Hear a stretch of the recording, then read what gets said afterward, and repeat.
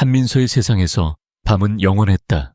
2년 전 아버지와 그녀의 시력을 앗아간 끔찍한 교통사고 이후 삶은 어둠과 침묵 고독 속에 잠긴 끝없는 나날의 연속이 되었다. 그녀의 다른 모든 감각은 고통스러울 정도로 예민해졌다. 벽시계의 초침 소리는 허공을 가르는 망치 소리처럼 울렸고 거실의 백합 향기는 숨 막힐 듯이 진했으며 남편 강지훈의 가벼운 손길은 때로 얼음장처럼 차갑게 느껴졌다. 그는 그녀의 세상이었고 그녀의 눈이었으며 그녀의 손이었다. 어둠 속에서 그녀의 발걸음을 인도하는 유일한 사람이었다. 적어도 그가 그녀와 세상 모두가 그렇게 믿게 만들고 싶은 모습이었다. 대저택의 공기는 늘 무겁게 가라앉아 있었다. 지훈이 고용한 가사 도우미는 그림자처럼 그녀의 곁을 맴돌며 모든 것을 챙겼지만 그 손길에서는 어떠한 온기도 느껴지지 않았다. 그녀는 민서의 식사를 챙기고 옷을 입히고 휠체어를 밀었다. 모든 행동은 기계처럼 정확했지만 그 안에는 영혼이 없었다. 마치 잘 프로그래밍된 로봇 같았다. 민서는 그저 값비싼 인형처럼 다뤄지고 있을 뿐이었다. 오늘도 예외는 아니었다. 저녁 식사가 끝나고 지훈은 습관처럼 서재로 향했다. 회사 일이 바쁘다는 핑계였다. 민서는 거실 소파에 홀로 앉아 있었다. 그녀의 귀에는 멀리서 들려오는 지훈의 나지막한 통화 소리, 서류가 넘어가는 소리, 그리고 그 모든 소리를 감싸는 저택의 거대한 침묵만이 들려왔다. 청각은 그녀에게 남은 가장 강력한 무기이자 가장 잔인한 형벌이었다. 그녀는 소리를 통해 세상을 재구성했다. 지훈의 발소리만으로도 그의 기분을 짐작할 수 있었다. 가죽 구두가 대리석 바닥에 경쾌하게 울릴 때는 기분이 좋은 날이었고 무겁게 끌릴 때는 무언가 일이 잘 풀리지 않는 날이었다. 최근 들어 그녀는 그의 옷에서 낯선 향수 냄새를 감지하기 시작했다. 너무나도 달콤하고 인공적인 그녀가 결코 사용하지 않을 법한 향이었다. 처음에는 대수롭지 않게 여겼다. 사업상 만나는 수많은 사람들 중 누군가의 거시겠거니 했다. 하지만 그 향기는 점점 더 짙어졌고 그의 셔츠 깃새 넥타이에 심지어 그의 머리카락에서도 희미하게 배어나왔다. 그의 목소리도 변했다. 그녀에게 말을 걸 때는 한없이 다정했지만 그 다정함 속에는 미세한 균열이 있었다. 마치 완벽하게 준비된 연극 대사를 읊는 배우처럼 감정은 실려 있지 않았다.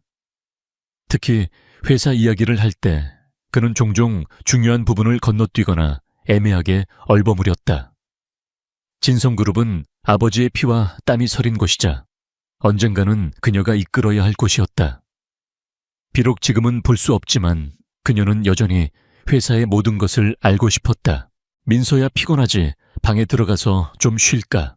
서재에서 나온 지훈의 목소리가 들렸다. 그는 자연스럽게 그녀의 어깨를 감싸 안으며 일으켜 세웠다. 그의 손길은 여전히 부드러웠지만 민서는 그 안에 숨겨진 조급함을 느꼈다.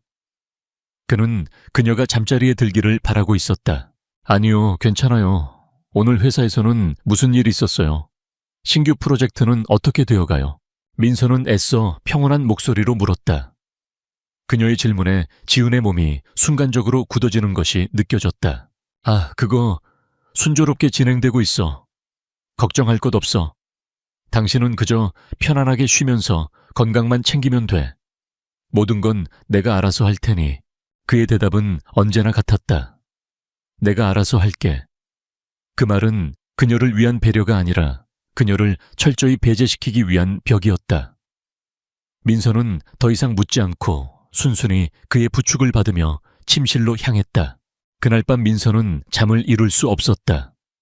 지훈이 건네준 수면제를 삼키는 척 혀 밑에 숨겼다가 그가 욕실에 들어간 사이 몰래 뱉어냈다.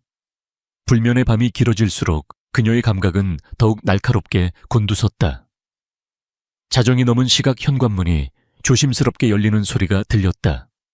지훈이 나가는 소리가 아니었다. 누군가 들어오고 있었다. 민서는 숨을 죽였다. 발소리는 매우 가볍고 조심스러웠지만 하이힐이 대리석에 부딪히는 특유의 소리를 숨기지는 못했다. 여자였다.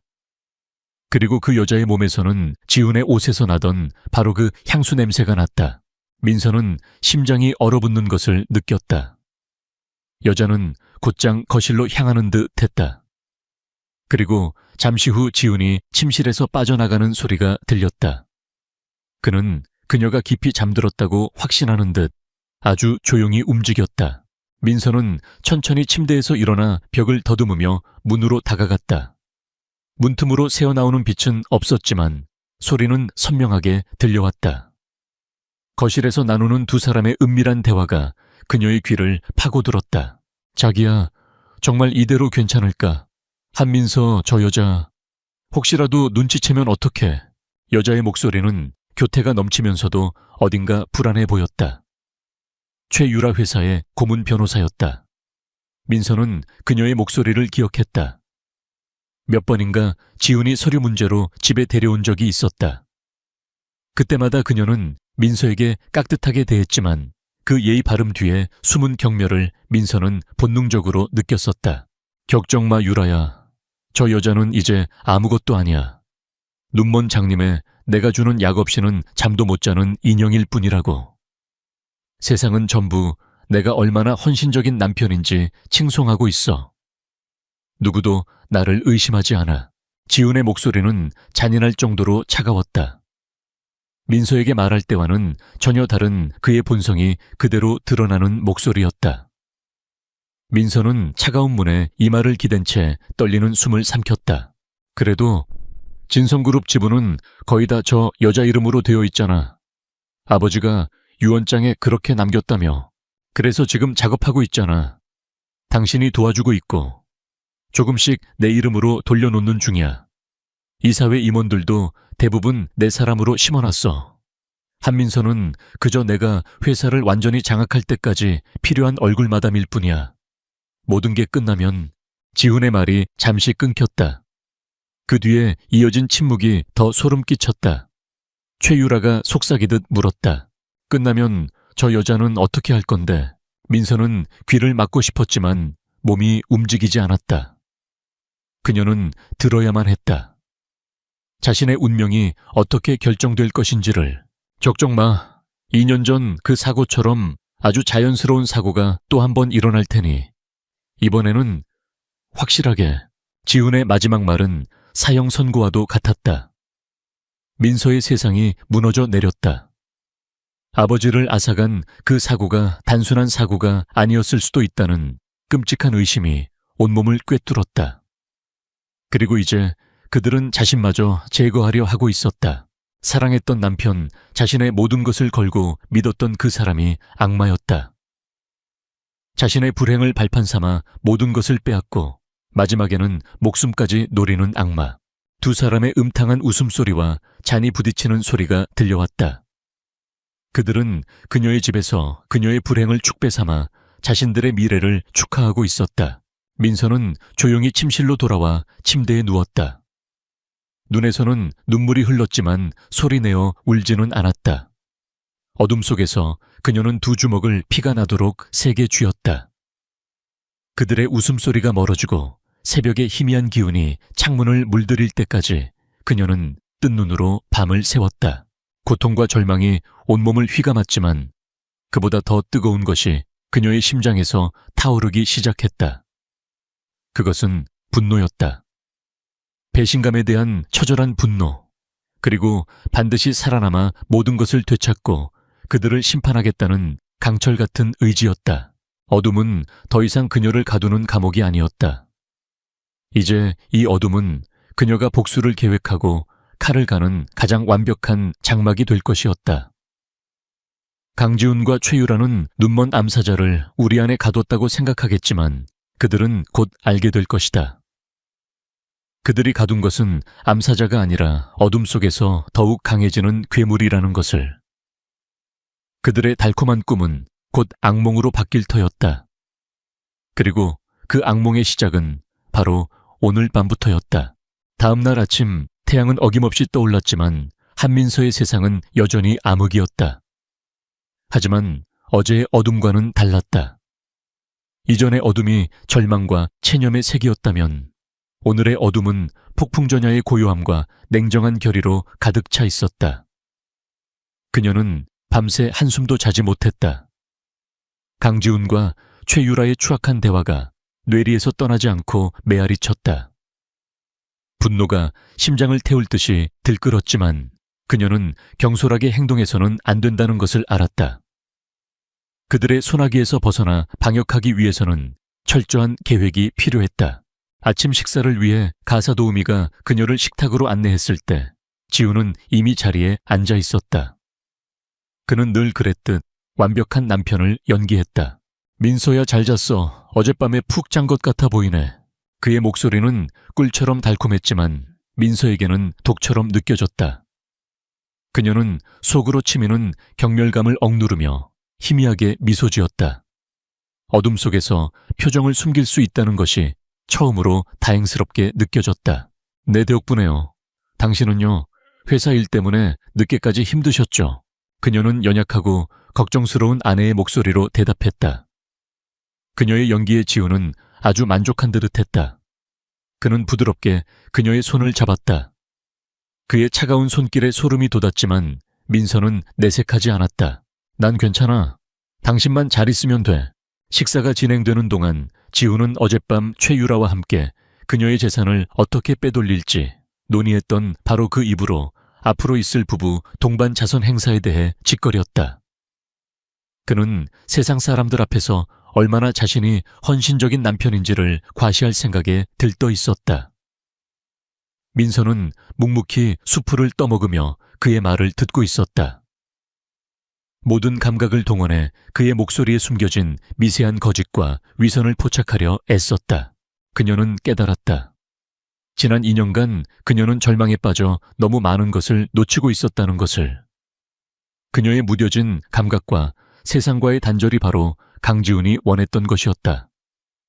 이제부터는 달라야 했다. 식사가 끝나고 지훈이 출근 준비를 위해 자리를 뜨자 민서는 생각에 잠겼다. 이 지옥에서 벗어나기 위한 첫 번째 단계는 바로 보는 것이었다.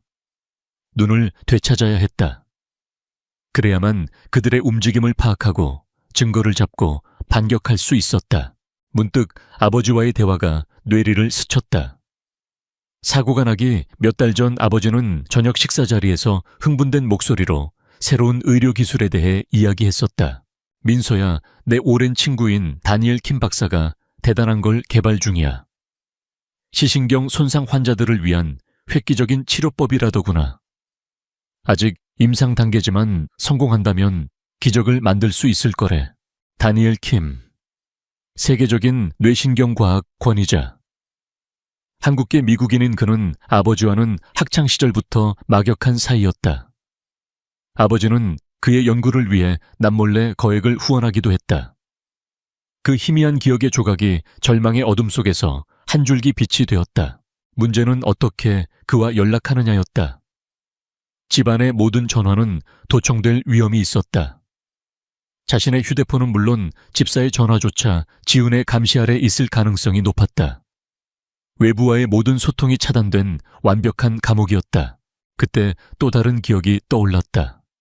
아버지가 그녀에게 선물했던 오래된 오르골이었다. 스위스 장인이 만든 정교한 오르골은 그녀가 가장 아끼는 물건이었다. 아버지는 오르골을 선물하며 묘한 미소와 함께 말했었다. 정말 위급한 상황이 생기면 이 오르골이 널 지켜줄 거다. 어릴 때는 그저 동화 같은 이야기라고 생각했다. 하지만 지금 그 말의 의미를 어렴풋이 알 것 같았다. 민서는 가사 도우미에게 오르골을 가져다 달라고 부탁했다. 그녀의 침실 선반 위에 놓인 오르골은 먼지가 쌓인 채 고요히 잠들어 있었다. 민서는 손끝의 감각으로 오르골의 구석구석을 더듬었다. 태엽을 감자 익숙하고 아름다운 멜로디가 흘러나왔다. 그녀는 수백 번도 더 만져봤던 오르골의 밑바닥을 조심스럽게 탐색했다. 그리고 마침내 손끝에 아주 미세한 틈이 느껴졌다. 아버지가 말한 비밀 공간이었다. 그녀는 손톱으로 틈을 비집어 작은 덮개를 열었다. 안에는 차갑고 단단한 물체가 들어있었다. 아주 작은 구형 폴더폰이었다. 외부에서는 절대 추적할 수 없는 아버지가 비상용으로 마련해둔 대포폰이었다. 이제 기회를 만들어야 했다. 민서는 휠체어를 거실로 향하게 한 뒤 일부러 테이블 위에 찻잔을 팔로 쳐서 떨어뜨렸다.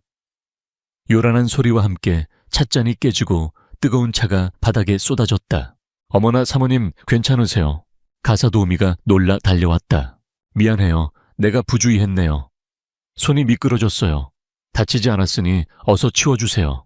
유리가 많아서 위험하겠어요. 민서는 최대한 침착하고 미안한 목소리로 말했다. 가사도우미가 청소 도구를 가지러 창고로 간 사이 민서는 재빨리 침실로 돌아와 비밀 휴대폰을 꺼내 들었다. 그녀는 다니엘 킴 박사에게 직접 연락하는 위험을 감수할 수 없었다. 중개인이 필요했다. 그녀가 세상에서 유일하게 아무 조건 없이 믿을 수 있는 단 한 사람. 그녀는 떨리는 손으로 번호를 눌렀다. 신호음이 몇 번 울리고 익숙한 목소리가 들려왔다.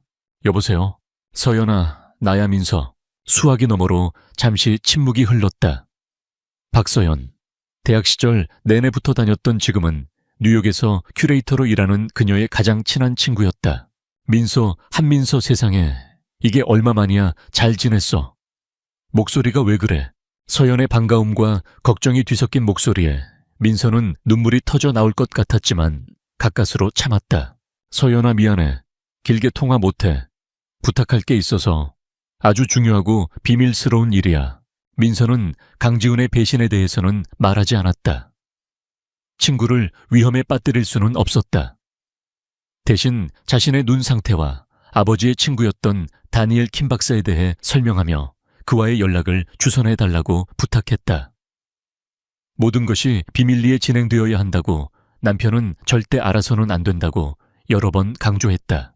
상황의 심각성을 직감한 서연은 더 이상 묻지 않았다. 알았어 민서야. 걱정 마. 내가 어떻게든 다니엘 킴 박사님과 연락해서 알아볼게. 넌 그냥 내 연락만 기다려. 무슨 일이 있어도 내가 널 도울 거야. 든든한 친구의 목소리에 민서는 잠시나마 위안을 얻었다. 전화를 끊고 휴대폰을 다시 오르골 안에 숨긴 직후 가사도우미가 돌아왔다. 모든 것은 완벽한 타이밍이었다. 며칠 후 서연에게서 연락이 왔다. 다니엘 킴 박사가 민서의 사정을 전해 듣고는 위험 부담이 크지만 수술을 집도해 보겠다고 했다는 소식이었다. 성공 확률은 70%. 실패할 경우 영원히 시력을 잃을 수도 있는 위험한 수술이었다. 하지만 민서에게는 선택의 여지가 없었다. 30%의 실패보다 100%의 현재가 더 끔찍했다. 이제 남은 관문은 강지훈을 속이고 뉴욕으로 가는 것이었다. 서연과 민서는 치밀한 계획을 세웠다. 서연이 일하는 갤러리에서 시각장애인을 위한 특별 촉각 예술 전시회가 열리는 것처럼 꾸미고 민서를 특별 게스트로 공식 초청하는 것이었다.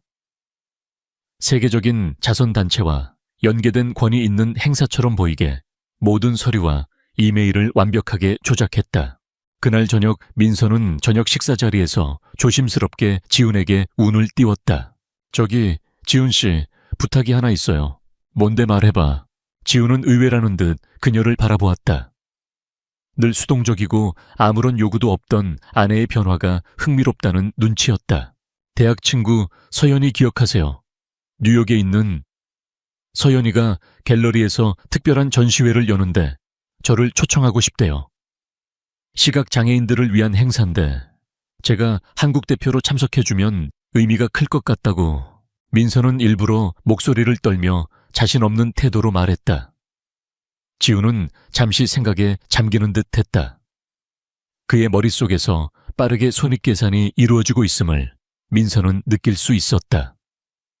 아내를 그런 행사에 보내는 것은 자신의 헌신적인 남편 이미지를 더욱 공고히 할 수 있는 좋은 기회였다. 게다가 아내가 잠시 집을 비우면 최유라와 더 자유롭게 시간을 보낼 수도 있을 터였다. 뉴욕이라 좋은 기회네. 당신에게도 기분 전환이 될 거고. 그래 다녀와. 내가 비행기랑 경호원까지 다 붙여줄게. 그의 허락이 떨어지는 순간 민서는 안도의 한숨을 삼켰다. 그의 마지막 말 경호원이라는 단어가 마음에 걸렸지만 일단 첫 번째 관문은 통과한 셈이었다. 그녀의 복수를 위한 첫걸음이 마침내 어둠 속에서 시작되고 있었다. 뉴욕의 병실은 온통 하얀색이었다. 2년간 민서가 경험했던 어둠과는 극명한 대조를 이루는 눈부신 백색의 공간. 마침내 붕대를 푸는 날이 왔다. 다니엘 킴 박사의 신중한 손길에 마지막 거즈가 거치는 순간 민서는 본능적으로 눈을 감았다. 너무 오랜만에 마주하는 빛이 두려웠다. 천천히 떠보세요, 민서 씨. 아주 천천히. 박사의 나지막한 목소리에 용기를 얻어 그녀는 떨리는 속눈썹을 들어 올렸다. 처음에는 흐릿한 빛의 향연뿐이었다. 마치 물속에서 세상을 보는 듯 모든 것이 불분명했다. 실망감이 밀려오려는 찰나 흐릿했던 빛들이 서서히 형태를 갖추기 시작했다. 하얀 천장 창문으로 쏟아져 들어오는 햇살, 그리고 마침내 걱정스러운 눈으로 자신을 내려다보는 사람의 얼굴. 세워연아. 민서의 입에서 터져나온 첫 마디는 친구의 이름이었다. 목소리로만 그려왔던 친구의 얼굴. 따뜻한 갈색 눈동자 걱정으로 살짝 찌푸린 미간 그녀를 향해 미소 짓는 입술. 모든 것이 기적처럼 선명했다. 서연의 눈에서 눈물이 흘러내렸다. 민서야, 보여. 정말 보이는 거야. 민서는 대답 대신 고개를 끄덕였다. 그녀의 눈에서도 뜨거운 눈물이 뺨을 타고 흘러내렸다. 2년 만에 되찾은 세상은 눈물겹도록 아름다웠다. 그녀는 자신의 손을 들어 올려 바라보았다. 희미한 흉터가 남은 가늘고 하얀 손가락. 그녀는 세상을 그리고 자기 자신을 다시 볼 수 있게 된 것이다. 수술은 기적적으로 성공했다. 하지만 다니엘 킴 박사는 아직 안심하기는 이르다고 경고했다. 시신경이 완전히 안정되기까지는 시간이 필요하며 강한 물리적, 정신적 충격을 피해야 한다고 신신당부했다. 회복 기간 동안 서연은 헌신적으로 민서의 곁을 지켰다. 그녀는 민서에게 세상의 모든 색깔을 다시 가르쳐 주었다. 공원의 초록색, 하늘의 파란색, 노을의 붉은색. 민서는 어린아이처럼 모든 것을 스펀지처럼 빨아들였다. 하지만 기쁨도 잠시 서울에 있는 강지훈을 떠올릴 때마다 그녀의 마음은 다시 차갑게 식었다. 이제 그녀에게는 세상을 볼 수 있는 눈이 생겼다. 하지만 이 눈을 어떻게 사용해야 할까? 당장 한국으로 돌아가 모든 것을 폭로하고 강지훈의 뺨을 때릴 수도 있었다. 하지만 그것은 너무나도 감정적인 어리석은 복수일 뿐이었다. 그는 교활한 변호사 최유라를 옆에 끼고 온갖 법적 방어 장치를 마련해 두었을 터였다. 증거 없는 외침은 그에게 흠집조차 내지 못할 것이다. 어느 날 밤 민서는 창밖으로 뉴욕의 야경을 내려다보며 결심을 굳혔다. 서연에게 자신의 계획을 털어놓았을 때 서연은 경악했다. 뭐라고 계속 눈이 먼 척하겠다고 민서야, 그게 말이 돼. 이제 다 볼 수 있는데 왜 다시 그 지옥으로 돌아가려는 거야. 서연아, 이게 유일한 방법이야. 강지훈은 내가 무력한 장님이라고 믿고 있어. 그게 나의 가장 큰 무기야. 내가 계속 눈이 멀었다고 믿게 만들면 그는 내 앞에서 경계심을 풀고 모든 것을 드러내 보일 거야. 나는 어둠 속에 숨어서 그의 모든 것을 지켜볼 거야. 그의 배신, 그의 범죄, 그 모든 증거를 내 눈으로 똑똑히 보고 내 손으로 잡을 거야. 민서의 목소리는 강철처럼 단단했다. 그녀의 눈은 더 이상 과거의 연약한 상속녀의 눈이 아니었다.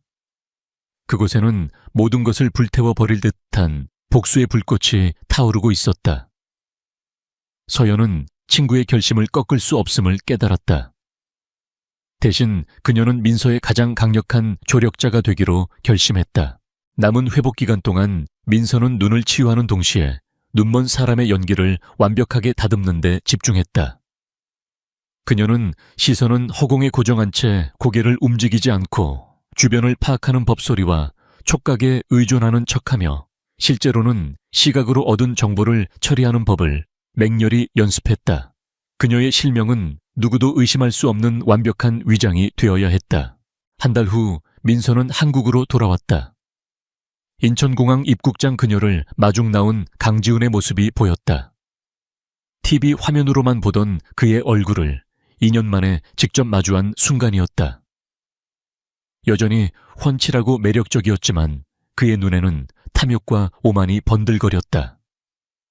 그는 민서를 보자마자 달려와 그녀를 와락 껴안으며 쇼를 시작했다. 민서야 보고 싶었어. 몸은 괜찮아. 전시회는 어땠고? 그의 품에 안긴 채 민서는 그의 어깨 너머로 몇 걸음 떨어진 곳에 서 있는 최유라를 보았다. 그녀는 비즈니스 파트너인 척 무심한 표정을 짓고 있었지만 민서를 향한 그녀의 눈빛에는 숨길 수 없는 질투와 경멸이 서려 있었다. 지우는 민서를 부축하며 아주 미세한 눈짓으로 유라와 사인을 주고받았다. 그 모든 것이 민서의 새로운 눈에 고스란히 포착되었다. 심장이 얼음처럼 차가워졌다. 저택으로 돌아왔을 때 그녀는 다시 한번 충격을 받았다. 이전에는 감각으로만 느끼던 공간이 시각적으로 펼쳐지자 그동안 보이지 않았던 진실들이 모습을 드러냈다. 거실에 놓인 값비싼 현대 미술작품 서재에 새로 들여놓은 고급 가구들. 지우는 자신의 안목으로 고른 것이라고 말했지만 민서는 그것들이 모두 최유라의 취향이라는 것을 단번에 알 수 있었다. 집 안 곳곳에 다른 여자의 흔적이 교묘하게 스며들어 있었다. 저녁 식사 시간 민서는 맞은편에 앉은 지훈을 조용히 관찰했다. 그는 여전히 다정한 남편을 연기하며 그녀의 접시에 음식을 덜어주었다. 하지만 그의 왼손은 테이블 밑에서 쉴 새 없이 움직이며 휴대폰으로 문자를 보내고 있었다. 상대는 분명 최유라일 터였다. 그는 눈먼 아내가 자신의 작은 움직임 하나하나를 전부 보고 있다는 사실을 꿈에도 상상하지 못했다. 며칠 동안 민서의 관찰은 계속되었다. 그녀는 지훈의 생활 패턴, 그의 통화 상대, 그의 미세한 표정 변화까지 모든 것을 머릿속에 기록했다. 그녀는 그가 서재의 특정 책장 뒤에 숨겨진 비밀 금고를 사용한다는 사실을 발견했다. 아마도 그 안에는 회사와 관련된 불법적인 서류들이 들어있을 터였다. 기회는 예상보다 빨리 찾아왔다. 어느 날 밤 지훈은 서재에서 늦게까지 일을 하고 있었다. 민서는 잠든 척 자신의 방에 누워 귀를 기울이고 있었다. 자정이 넘은 시각 지훈이 급한 전화를 받으며 잠시 서재를 비웠다. 그는 민서가 깊이 잠들었다고 확신했는지 노트북을 켜놓은 채로 방을 나갔다. 바로 그때였다. 민서는 조용히 휠체어를 움직여 서재로 향했다. 심장이 미친 듯이 뛰었지만 손은 침착했다. 서연이 뉴욕에서 몰래 건네준 초소형 USB 카메라를 꺼내 들었다. 지훈의 노트북 화면에는 그와 최유라가 주고받은 이메일이 떠 있었다. 내용은 진성그룹의 자회사를 헐값에 매각한 뒤 페이퍼 컴퍼니를 통해 되사는 방식으로 비자금을 조성하는 계획에 관한 것이었다. 명백한 배임 행위였다. 찰칵찰칵. 민서는 떨리는 손으로 화면의 모든 내용을 빠짐없이 촬영했다. 증거를 확보하고 자신의 방으로 돌아오기까지 걸린 시간은 차에 3분도 되지 않았다. 모든 것이 완벽하게 이루어졌다. 다시 어두운 침실 그녀는 비밀 휴대폰으로 방금 찍은 사진들을 확인했다. 화면 속에는 강지훈과 최유라의 범죄 증거가 선명하게 담겨 있었다. 그녀의 눈이 차갑게 빛났다. 이제 사냥이 본격적으로 시작된 것이다. 그녀의 소리 없는 눈은 그들의 모든 것을 지켜보고 기록하여 그들의 숨통을 끊어놓을 가장 날카로운 비수가 될 것이었다. 강지훈의 노트북에서 빼낸 정보는 빙산의 일각에 불과했다. 한민서는 그들이 훨씬 더 거대하고 치밀한 음모를 꾸미고 있음을 직감했다. 그녀는 낮에는 무력한 장님 아내를 연기하고 밤에는 비밀 휴대폰의 작은 불빛에 의지해 아버지가 남긴 경영 자료들과 자신이 수집한 정보들을 퍼즐처럼 맞춰 나갔다. 아버지는 그녀가 언젠가 진성그룹을 이끌 날을 대비해 혹독할 정도로 경영학을 가르쳤다. 시력을 잃은 후 역설적이게도 그녀의 기억력은 모든 것을 사진처럼 찍어내는 경지에 이르러 있었다. 아버지의 목소리, 그가 강조했던 경영 철학 진성그룹의 재무 구조와 핵심 사업 분야, 그리고 취약점까지. 모든 것이 그녀의 머릿속에 생생하게 각인되어 있었다. 그녀는 강지훈이 추진하는 프로젝트들을 하나씩 분석하기 시작했다. 겉으로는 모두 그럴듯해 보였다. 해외 자원 개발, 신기술 바이오 기업, 인수 대규모 부동산 개발 사업. 하지만 그 이면에는 최유라와 연계된 유령 회사들이 거미줄처럼 얽혀 있었고 자금의 흐름은 하나같이 불투명했다. 그는 회사의 돈을 빼돌려 자신의 왕국을 건설하는 동시에 의도적으로 부실 프로젝트를 일으켜 진성그룹의 가치를 떨어뜨리려 하고 있었다. 주가가 폭락하면 그는 헐값에 모든 지분을 사들여 회사를 통째로 삼킬 계획이었다. 아버지의 평생이 담긴 회사를 제 손으로 무너뜨리고 그 잿더미 위에서 축배를 들려는 속셈이었다. 민서는 이 모든 것을 혼자서 막을 수 없다는 것을 알았다. 눈과 귀가 되어줄 믿을 수 있는 아군이 필요했다. 그녀의 머릿속에 한 사람의 얼굴이 떠올랐다. 김동현 실장. 아버지의 비서실장이자 가장 신임했던 오른팔이었다. 그는 20년 넘게 아버지를 그림자처럼 보좌하며 진성그룹의 살아있는 역사로 불렸던 인물이었다. 강지훈이 대표이사 직무대행이 되자마자 가장 먼저 내쫓은 사람이 바로 김 실장이었다. 표면적인 이유는 경영 효율화였지만 실상은 자신의 비리를 감시할 눈을 제거해버린 것이었다. 김 실장은 강직하고 우직한 사람이었다. 아버지에 대한 그의 충성심은 의심의 여지가 없었다. 그라면 이 싸움에 기꺼이 동참해 줄 것이었다. 문제는 어떻게 그와 접촉하느냐였다. 강지훈이 고용한 경호원들은 24시간 그녀를 감시하고 있었다. 민서는 다시 한번 친구 서연에게 도움을 청했다. 그녀는 서연을 통해 시각장애인을 위한 아로마 테라피 명상센터에 VIP 회원권을 등록했다. 일주일에 2번 경호원과 함께 그곳을 방문하는 일정을 만들었다. 명상센터는 철저한 보안과 사생활 보호를 자랑하는 곳으로 각 고객에게는 완벽하게 방음 처리된 개인실이 제공되었다. 경호원들은 복도 밖에서 대기할 수밖에 없었다. 며칠 후 민서는 비밀 휴대폰으로 김 실장이 사용하던 비공개 이메일 주소로 짧은 메시지를 보냈다. 내용은 암호와도 같았다. 낙산사의 저녁 노을이 그립습니다. 낙산사는 아버지와 김 실장, 그리고 어린 민서가 함께 올랐던 추억의 장소였다. 그곳에서 아버지는 김 실장에게 진성을 민서처럼, 민서를 진성처럼 지켜달라는 말을 했었다. 그들만이 아는 약속이었다. 답장은 하루 만에 왔다. 저녁 노을은 언제나 같은 자리에서 기다리고 있습니다. 약속이 성사된 것이다. 명상센터를 방문하는 날, 민서는 계획대로 개인실로 들어갔다. 그녀는 미리 서연이 손을 써둔 센터 직원의 도움을 받아 직원용 뒷문으로 몰래 빠져나왔다. 밖에는 서연이 보낸 차가 대기하고 있었다.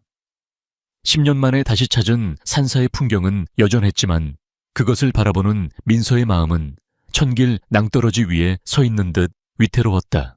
약속 장소인 찻집에서 그녀는 초조하게 김 실장을 기다렸다. 잠시 후 문이 열리고 세월의 흔적이 엿보이는 한 남자가 들어섰다. 김 실장이었다. 그는 진성그룹을 떠난 후 작은 식당을 운영하며 어렵게 살고 있다고 했다. 화려했던 대기업의 비서실장의 모습은 온데간데 없고 고단한 삶의 무게가 어깨를 짓누르는 중년의 사내만. 사내만이 서 있었다. 그는 민서를 보자마자 울컥하는 표정을 감추지 못했다. 아가씨, 이렇게 다시 뵙게 될 줄은 몰랐습니다. 그동안 얼마나 힘드셨습니까?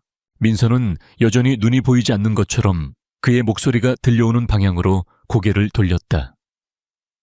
그녀는 아직 자신의 가장 큰 비밀을 드러낼 때가 아니라고 판단했다. 신뢰를 확인하는 것이 먼저였다. 실장님, 오랜만이에요.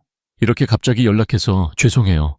하지만 실장님의 도움이 꼭 필요해요. 그녀는 자신이 알아낸 강지훈의 비리, 일부와 노트북에서 촬영한 증거 사진들을 보여주었다. 김 실장의 얼굴은 시간이 갈수록 하얗게 질려갔다. 그는 믿을 수 없다는 듯 떨리는 손으로 휴대폰 화면을 들여다보았다. 이럴 수가. 회장님께서 평생을 바쳐 이룬 회사를 강서방, 아니 강지훈 그자가 이렇게 망가뜨리고 있었다니. 그의 눈에 분노의 불꽃이 이글거렸다. 그것은 회사와 존경했던 상사에 대한 배신감에 떠는 한 남자의 진실한 분노였다. 민서는 그의 충성심이 변치 않았음을 확인했다. 실장님, 저를 도와주세요. 아버지의 회사를 되찾고 저 악마들을 심판할 수 있게 힘을 보태주세요. 김 실장은 자리에서 벌떡 일어나 민서 앞에 깊이 고개를 숙였다. 아가씨, 목숨이라도 바치겠습니다. 회장님에 대한 제 충성은 한순간도 변한 적이 없습니다. 지금부터 이 늙은 몸 아가씨의 손과 발이 되어드리겠습니다. 무엇이든 명령만 내려주십시오. 천군만마를 얻은 기분이었다. 민서는 그와 함께 보이지 않는 거미줄을 짜기 시작했다. 그들의 첫 번째 목표는 강지훈이 베트남에서 추진 중인 신도시 개발 사업이었다. 그는 최유라의 오빠가 운영하는 유령 건설사를 통해 공사비를 부풀리고 막대한 비자금을 조성할 계획이었다. 사업권을 따내기 위해 현지 고위 공무원들에게 거액의 뇌물을 뿌린 정황도 포착되었다. 민서는 김 실장을 통해 아버지 시절부터 인연을 맺어온 진성그룹의 원로 임원들과 비밀리에 접촉했다. 그들 중 상당수는 강지훈의 독단적인 경영에 불만을 품고 있었다. 김 실장은 그들에게 민서의 우려를 전달하며 강지훈의 프로젝트에 대한 내부 감사를 강화해야 한다고 설득했다. 동시에 민서는 자신이 가진 또 다른 무기를 사용하기로 했다. 바로 언론이었다. 그녀는 서연의 도움을 받아 해외의 유력한 경제 전문 탐사보도 매체에 익명으로 정보를 제보했다. 제보 내용은 한국의 유력 기업 J그룹의 베트남 신도시 개발 사업 비리 의혹이었다. 그녀는 뇌물 수수 정황이 담긴 자료의 일부를 흘렸다. 파장은 즉각적이었다. 해외 언론의 보도는 국내로 역수입되어 일파만파로 퍼져나갔다. 진성그룹의 주가는 폭락했고 여론은 들끓었다. 이사회는 긴급 소집되었고 강지훈은 사면촉에 몰렸다. 그는 내부 정보 유출자를 찾기 위해 혈안이 되었지만 모든 것은 익명의 제보자 그림자 속에서 움직이는 민서의 계획 아래 이루어졌기에 꼬리를 잡을 수 없었다. 결국 베트남 신도시 개발 사업은 무기한 보류되었다. 강지훈의 첫 번째 돈줄이 막힌 것이다. 그는 분노했지만 누가 어떻게 자신의 계획을 망쳤는지 전혀 감을 잡지 못했다. 그는 여전히 자신의 곁에 있는 눈먼 아내가 이 모든 것을 조종하는 거미줄의 주인이라고는 상상조차 하지 못했다. 그날 밤 김 실장으로부터 모든 계획이 성공했다는 보고를 받은 민서는 어두운 방 안에서 홀로 차가운 미소를 지었다. 보이지 않는 거미줄이 마침내 첫 번째 먹잇감을 낚아챈 순간이었다. 이제 시작일 뿐이었다. 그녀는 더 촘촘하고 더 강력한 거미줄을 쳐서 그가 발버둥 칠수록 더욱 깊이 올가매도록 만들 작정이었다. 강지훈의 세계에 균열이 가기 시작했다. 베트남 신도시 사업의 좌초는 시작에 불과했다. 그가 야심차게 추진하던 또 다른 계획, 내부 정보를 이용해 경쟁사의 유망한 자회사를 적대적으로 인수하려던 시도마저 물거품이 되었다. 인수 발표 불과 며칠 전 해당 자회사는 마치 경고라도 받은 듯 갑작스럽게 제3자 배정 유상증자를 통해 경영권 방어에 성공했다.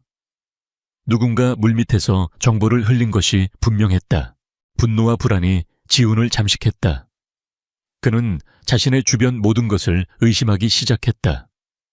사무실에는 도청장치 탐색기를 동원했고 가장 신임하던 비서의 컴퓨터까지 뒤졌다. 의심이 가는 임원 몇몇은 하루아침에 해고당했다. 저택의 보안 시스템은 최고 등급으로 강화되었고 심지어 민서를 돌보는 가사 도우미마저 감시의 대상이 되었다. 그의 편집증은 극에 달해 밤마다 악몽을 꾸고 식은땀을 흘리며 깨어났다. 그 모든 혼란의 중심에 한민서가 있었다. 그녀는 폭풍의 눈처럼 고요하게 자신의 역할을 수행했다. 김동현 실장은 그녀의 보이지 않는 손발이 되어 움직였다. 그는 아직 회사에 남아있는 선대 회장에 대한 충성심이 강한 9세대 인력들을 규합했다.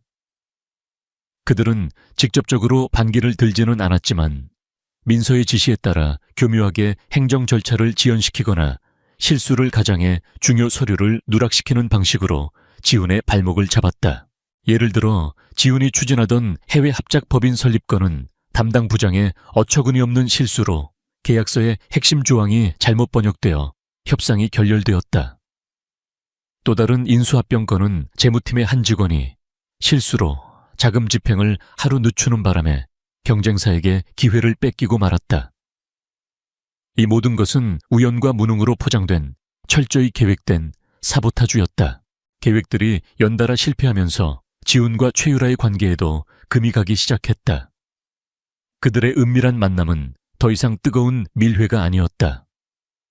서로를 향한 날 선비난과 책임 전가로 가득 찬 전쟁터가 되었다. 대체 어떻게 된 거야? 이번 건은 완벽했는데 당신 쪽에서 정보가 샌 거 아냐? 자신의 오피스텔에서 지훈은 신경질적으로 넥타이를 풀어던지며 유라에게 소리쳤다. 나 당신이야말로 너무 서두르다가 흔적을 남긴 거겠지. 요즘 당신 제정신이 아니야. 누가 쫓아오기라도 하는 것처럼 안절부절 못하잖아. 유라도 지지 않고 맞받아쳤다. 그녀는 자신의 완벽한 법률 자문에 문제가 생기는 것을 참을 수 없었다. 그녀의 자존심이 허락하지 않았다. 지금 나를 의심하는 거야. 내가 누구 때문에 이 위험한 짓을 하고 있는데 당신이 저 눈먼 여자 뒤치다꺼리 하는 동안 이 모든 뒤처리는 내가 하고 있다고. 뭐 눈먼 여자. 그 여자가 내 유일한 방패막이라는 거 잊었어. 당신의 그 경솔한 입 때문에 모든 걸 망칠 수도 있어. 그들의 싸움은 격해졌고 서로에게 깊은 상처를 남겼다. 신뢰가 깨진 공범자들은 서로를 가장 위험한 적으로 여기기 시작했다. 민서는 집에서 이 모든 변화를 감지했다. 밤늦게 술에 취해 들어오는 지훈의 횟수가 잦아졌고 그의 입에서는 종종 유라를 향한 욕설이 흘러나왔다. 그는 더 이상 자신의 감정을 통제하지 못했다. 민서는 이제 결정적인 한 방을 날릴 때가 왔다고 판단했다. 덫을 놓아야 했다. 쥐를 잡으려면 가장 달콤한 미끼를 던져야 하는 법이었다. 그녀는 김 실장을 통해 거짓 정보를 시장에 흘리기 시작했다. 블루바이오라는 이름 없는 바이오 벤처 기업이 획기적인 항암 물질 특허 출원을 앞두고 있다는 소문이었다. 이 정보는 매우 교묘하게 설계되었다. 정보의 출처는 강지훈이 자신의 스파이라고 굳게 믿고 있는 경쟁사의 한 연구원이었다. 물론 그 연구원은 김 실장이 오래전부터 관리해온 사람이었다. 정보는 치명적으로 매력적이었다. 성공만 한다면 블루바이오의 주가는 수십 배로 폭등할 것이고 지훈은 지금껏 입은 손실을 만회하고도 남을 막대한 이익을 거머쥘 수 있었다. 탐욕과 조급함에 눈이 먼 지훈에게는 거부할 수 없는 유혹이었다. 이건 신이 주신 기회야. 지훈은 정보를 접하자마자 확신에 차서 유라에게 말했다. 하지만 연이은 실패로 신중해진 유라는 미심쩍어했다. 너무 완벽한 이야기 아니야. 함정일 수도 있어. 우리가 모르는 위험이 있을지도 몰라. 당신 언제부터 그렇게 겁쟁이가 됐어? 위험 없이는 아무것도 얻을 수 없어. 이사회 놈들한테 보고하고 승인받을 시간 없어. 우리가 가진 비자금을 총동원해서 놈들이 눈치채기 전에 주식을 전부 사들여야 해. 지훈은 이미 이성을 잃었다. 그는 유라를 거세게 몰아붙여 법적인 절차를 진행하게 했다. 유라는 그의 광기에 마지못해 끌려가면서도 내심 이번 건이 성공하면 모든 것을 되돌릴 수 있을 거라는 희망을 품었다. 그녀 역시 벼랑 끝에 몰려있기는 마찬가지였다. 그들은 여러 개의 유령 회사를 통해 차명으로 블루바이오에 주식을 미친 듯이 사들였다. 그들이 가진 비자금뿐만 아니라 회사 자금까지 불법적으로 유용했다. 진성그룹의 미래를 통째로 건 위험한 도박이었다. 모든 주식 매집이 끝나던 날 밤 지훈과 유라는 최고급 샴페인을 터뜨리며 자축했다. 우리가 해냈어 유라야. 이제 곧 세상이 우리 발 아래에 놓일 거야. 한민서, 그 멍청한 여자도 고리타분한 이사회 늙은이들도 전부 끝장이야. 지훈은 광기 어린 웃음을 터뜨렸다. 바로 그 시각 민서는 자신의 어두운 방에서 김 실장으로부터 온 짧은 문자 메시지를 확인하고 있었다. 물고기가 미끼와 낚싯줄, 축까지 모두 삼켰습니다. 민서는 조용히 휴대폰을 내려놓고 창밖에 어두운 정원을 내다보았다. 그녀의 얼굴에는 아무런 감정도 떠오르지 않았다. 거짓의 성벽에 생긴 작은 균열은 이제 걷잡을 수 없는 거대한 심연이 되어 그들을 삼키기 직전이었다. 그들의 화려한 축배는 파멸을 위한 마지막 만찬일 뿐이었다. 진성그룹의 정기 주주총회가 열리는 날 컨벤션 홀의 공기는 팽팽한 긴장감으로 가득했다. 최근 연이어 터진 사업 차질과 주가 하락으로 소액 주주들의 불만이 극에 달해 있었다. 하지만 단상 아래 가장 앞자리에 앉은 강지훈의 얼굴에는 오만할 정도의 자신감이 넘쳤다. 그는 곧 터질 블루바이오라는 거대한 대박이 모든 비판을 잠재우고 자신을 진성그룹의 확고한 지배자로 만들어줄 것이라 믿어 의심치 않았다. 그는 위선적인 미소를 지으며 옆자리에 앉은 한민서의 손을 부드럽게 감쌌다. 세상 사람들 눈에 그는 여전히 몸이 불편한 아내를 지극정성으로 보살피는 헌신적인 남편이었다. 민서는 검은 선글라스 아래로 아무런 표정도 드러내지 않았다. 그녀의 고요함은 지훈에게 완전한 순종으로 보였지만 그것은 사실 폭발 직전에 화산이 품은 정적이었다. 법률팀 좌석에 앉은 최유라는 승리를 예감한 듯 여유로운 미소를 짓고 있었다. 회의는 지루한 보고들로 시작되었다. 재무보고, 감사보고가 이어지는 동안 장내에는 불안한 술렁임이 감돌았다. 마침내 모든 보고가 끝나고 의장이 임시안건 상정을 위해 강지훈 대표를 소개했다. 강지훈이 단상 위로 올랐다. 그는 잠시 장내를 둘러보며 극적인 효과를 노린 뒤 비장한 표정으로 입을 열었다. 존경하는 주주 여러분, 그리고 진성그룹 임직원 여러분. 지난 2년간 저희 진성그룹은 큰 슬픔과 변화의 시기를 겪었습니다. 저는 막중한 책임감을 가지고 돌아가신 한 회장님의 유지를 받들어 회사를 이끌어왔습니다. 그는 위선적인 애도로 연설을 시작했다. 그러고는 점차 목소리에 힘을 주며 본색을 드러냈다. 하지만 현재 우리 그룹은 거대한 위기이자 기회의 전환점에 서 있습니다. 낡은 관행과 보수적인 경영 방식으로는 더 이상 생존할 수 없습니다. 혁신이 필요합니다. 빠르고 강력한 리더십이 필요합니다. 그의 목소리는 점점 선동적으로 변해갔다. 그는 기존 이사회의 무능함을 질타하며 모든 권한을 대표이사에게 집중시키는 비상경영 혁신안을 발표했다. 사실상의 쿠데타 선언이었다. 주주들이 거세게 반발하며 웅성거리기 시작했다. 조용히 하십시오. 지훈이 버럭 소리쳤다. 여러분들의 우려는 잘 압니다. 하지만 저 강지훈에게는 비전이 있습니다. 여러분의 의구심을 단번에 날려버릴 확실한 증거를 보여드리겠습니다. 그는 의기양양하게 연단 뒤에 대형 스크린을 가리켰다. 스크린에는 그가 공들여 준비한 블루바이오의 투자 성공을 알리는 프레젠테이션이 뜰 예정이었다. 그는 민서를 경멸과 승리감이 뒤섞인 눈으로 내려다보았다. 이제 이 눈먼 여자도 자신을 방해하던 모든 것들도 끝이었다. 바로 그 순간이었다. 잠깐만요. 조용하지만 장내의 모든 소음을 압도하는 목소리가 울려 퍼졌다. 모든 시선이 소리가 나는 곳으로 향했다. 한민서였다. 그녀는 소액 주주 자격으로 참석한 김동현 실장의 부축을 받으며 자리에서 일어나 천천히 단상을 향해 걸어갔다. 지훈의 얼굴이 당황으로 굳어졌다. 민서 씨, 이게 무슨 짓이야. 여긴 당신이 있을 곳이 아니야. 어서 자리로 돌아가 앉아. 그가 짜증 섞인 목소리로 그녀를 제지하려 했지만 민서는 멈추지 않았다. 그녀는 단상중앙지원의 바로 옆에 섰다. 그리고는 경악으로 술렁이는 청중들을 향해 돌아섰다. 그녀는 아주 천천히 손을 들어 얼굴에 쓰고 있던 검은 선글라스를 벗었다. 장내에 숨막히는 정적이 흘렀다. 사람들은 자신의 눈을 의심했다. 초점 없이 흐릿할 것이라고 생각했던 그녀의 눈동자는 그 어떤 보석보다도 맑고 총명하게 빛나고 있었다.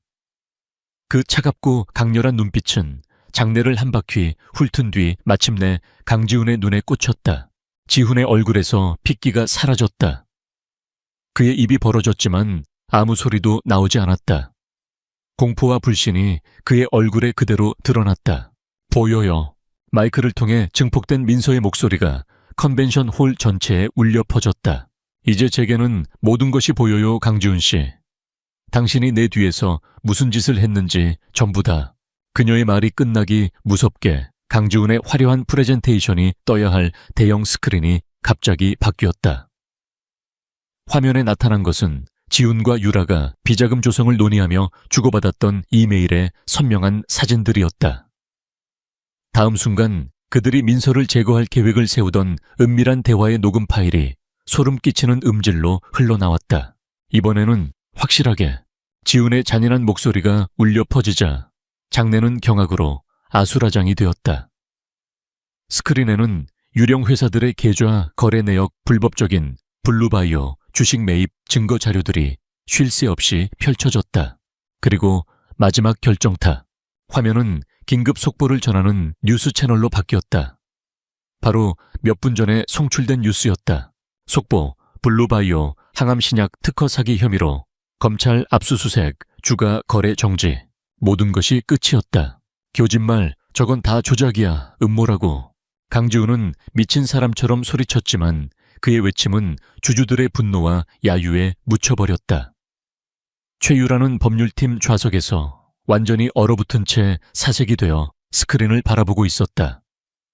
그녀가 평생 쌓아 올린 지성과 교양의 가면은 산산조각 나고 오직 원초적인 공포만이 남아 있었다. 민서는 소음의 한가운데서 조용히 마지막 말을 이었다. 강지훈 씨는 제 남편이자 제 아버지의 회사를 맡은 사람이었습니다. 하지만 그는 제 뒤에서 정부와 놀아났고 아버지의 피와 땀이 서린 회사를 좀먹었으며 저를 영원히 어둠 속에 묻어버리려 했습니다. 저는 오늘 이 자리에서 제 아버지의 이름으로 그리고 진성그룹의 이름으로 당신을 심판하겠습니다. 그녀의 말이 끝나자 컨벤션 홀의 뒷문이 열리며 검사와 수사관들이 들이닥쳤다. 그들은 김 실장의 제보를 받고 모든 준비를 마친 상태였다. 수사관들은 넋이 나간 강지훈과 덜덜 떨고 있는 최율에게 다가가 차가운 수갑을 채웠다. 화려했던 막이 내렸다. 추악한 연극은 끝났다. 민서는 자신의 조용한 복수가 만들어낸 아수라장을 말없이 내려다보았다. 그녀의 뺨 위로 눈물 한 방울이 흘러내렸다. 그것은 슬픔의 눈물이 아니었다. 마침내 되찾은 정의의 그리고 새로운 시작을 알리는 뜨거운 눈물이었다. 주주총회의 그날 이후 대한민국 재계는 한동안 진성그룹 스캔들로 떠들썩했다. 강지훈과 최유라의 추악한 배신과 범죄 행각은 연일 언론의 헤드라인을 장식했다. 그들에게는 업무상 횡령, 배임 주가 조작, 사문서 위조 등 수많은 혐의가 적용되었다. 민서가 제출한 결정적인 증거들을 바탕으로 검찰은 2년 전 그녀의 아버지가 사망했던 교통사고에 대한 재수사에 착수했다. 비록 직접적인 살인 혐의를 입증할 명확한 증거는 찾지 못했지만 사고 직전 차량 정비 기록에서 고의적인 부품 손상의 흔적이 발견되면서 사고 유발에 대한 혐의가 추가되었다. 법정 공방은 치열했지만 결과는 정해져 있었다. 그들이 쌓아 올린 거짓의 성은 너무나도 쉽게 무너져 내렸다. 결국 강지훈은 무기징역에 가까운 중형을 최유라는 변호사 자격을 박탈당하고 10수년의 징역형을 선고받았다. 정의는 더디게 왔지만 반드시 찾아왔다.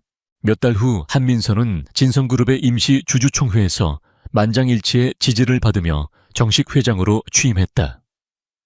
취임식이 열리던 날 그녀는 담담하고 차분한 모습으로 단상에 섰다. 수많은 카메라 플래시가 터졌지만 그녀는 더 이상 눈을 가리지 않았다. 그녀의 맑은 눈은 정면을 그리고 진성그룹의 미래를 응시하고 있었다. 저는 오늘 이 자리에서 복수를 이야기하지 않겠습니다. 과거의 어둠을 되새기지도 않겠습니다. 그녀의 목소리는 부드러웠지만 강한 힘이 실려 있었다. 저는 회복과 정도, 정더워 그리고 새로운 비전에 대해 이야기하고자 합니다. 진성그룹은 제 아버지의 꿈이자 평생이었습니다. 정직한 땀으로 고객과의 신뢰로 사회에 대한 책임으로 성장해온 기업입니다. 저는 아버지께서 세우신 그 위대한 원칙들을 다시 바로 세우고 진성그룹을 가장 투명하고 신뢰받는 기업으로 다시 태어나게 할 것을 약속드립니다. 그녀의 연설은 화려하지 않았지만 진심이 담겨 있었다. 복수라는 사적인 감정을 넘어 기업을 정상화하고 아버지의 유산을 지키겠다는 공적인 책임감으로 가득 차 있었다. 그녀의 곁에는 다시 비서실장으로 복귀한 김동연 실장이 든든하게 서 있었다. 주주들과 임직원들은 뜨거운 박수로 새로운 총수의 탄생을 환영했다. 최종 선고가 내려지기 전 민서는 구치소로 강지훈을 찾아갔다. 그것은 그들의 마지막 만남이었다. 유리병 너머의 강지훈은 완전히 다른 사람이 되어 있었다. 한때 세상을 다 가진 듯 오만했던 남자는 온데간데 없고 모든 것을 잃은 패배자의 공허한 눈빛만이 남아 있었다. 왜 그랬어? 우린 부부였잖아. 당신을 사랑했단 말이야. 그의 목소리는 처절하게 들렸지만 그 안에는 일말의 진심도 담겨 있지 않았다. 마지막까지 동정심에 호소하는 비굴한 연기일 뿐이었다. 사랑.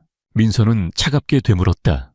당신이 말하는 사랑이 내 눈을 가리고 내 귀를 막고 내 모든 것을 빼앗은 뒤 마지막에는 내 목숨까지 없애려는 것이었나요?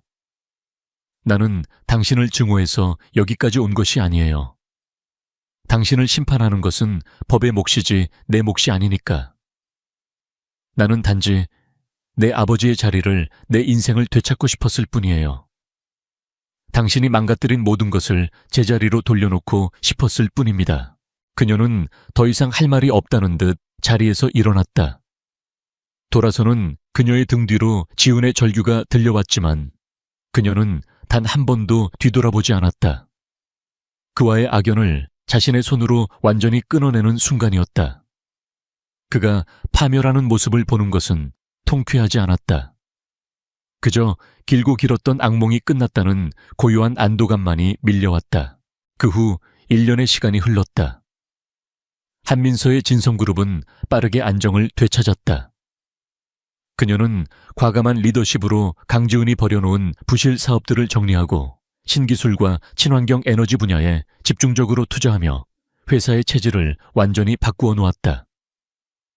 그녀는 냉철한 경영자였지만 동시에 직원들의 목소리에 귀 기울이는 따뜻한 리더였다. 아버지의 이름으로 사회환원재단을 설립하여 불의의 사고를 당한 피해자들을 돕고 시각장애인들을 위한 의료 연구를 지원하는 일에도 앞장섰다. 그녀의 삶은 더 이상 어둠이나 복수라는 단어에 얽매여 있지 않았다. 창조와 희망, 그리고 책임감으로 채워져 있었다. 어느 맑은 아침 민서는 회장실 통유리창 앞에 서서 떠오르는 서울의 아침 해를 바라보고 있었다. 잿빛 도시가 서서히 황금빛으로 물들어가는 광경은 장엄했다. 길고 어두웠던 밤이 지나고 마침내 그녀의 인생에도 찬란한 아침이 온 것이다. 그때 책상 위에 휴대폰이 울렸다. 뉴욕의 서연이었다. 민서야, 아침부터 미안. 그냥 네 목소리가 듣고 싶어서. 괜찮아, 서연아. 잘 지내. 그럼 난 항상 잘 지내지. 너야말로 요즘 너무 일만 하는 거 아냐. 얼굴 보기가 하늘의 별 따기야. 친구의 밝은 목소리에 민서의 입가에 잔잔한 미소가 번졌다. 조만간 시간 내서 뉴욕으로 갈게. 내 갤러리에 멋진 그림이라도 하나 걸어줘야지. 정말 꼭 와야 해. 기다리고 있을게. 짧은 통화를 마치고 민서는 다시 창밖으로 시선을 돌렸다. 떠오르는 태양이 눈부셨지만 그녀는 더 이상 눈을 피하지 않았다. 스스로의 힘으로 어둠을 헤치고 나온 그녀에게 그 빛은 더 이상 두려움의 대상이 아니었다. 그것은 그녀가 새로 만들어갈 밝은 미래를 비추는 축복의 빛이었다. 그녀는 더 이상 복수에 성공한 피해자가 아니었다.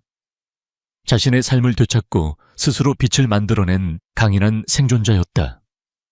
길고 길었던 싸움이 끝나고 그녀의 진짜 인생이 이제 막 다시 시작되고 있었다.